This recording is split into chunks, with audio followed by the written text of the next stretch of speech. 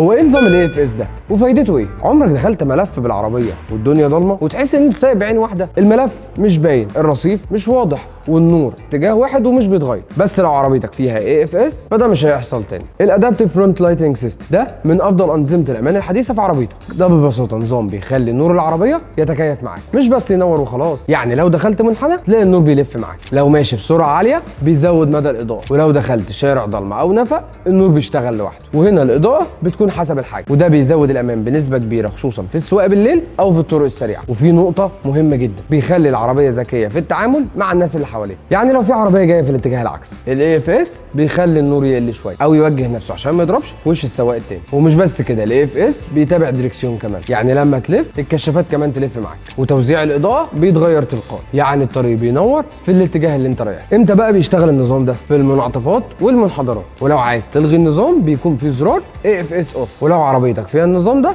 يفضل ما تلغيهوش. النظام ده بيحميك من الحوادث. هتقول لي ليه؟ لانه ببساطه بيخليك شايف اكتر، وبيخلي عندك وقت اطول تاخد فيه رد فعل قبل ما الخطر يحصل، وبيحافظ كمان على الناس اللي حواليك. والنتيجه بتكون سواقه هاديه، رؤيه اوضح، وثقه حتى في اصعب الطرق. اكتبوا لي بقى في التعليقات، عربيتك فيها اي اف اس ولا لا؟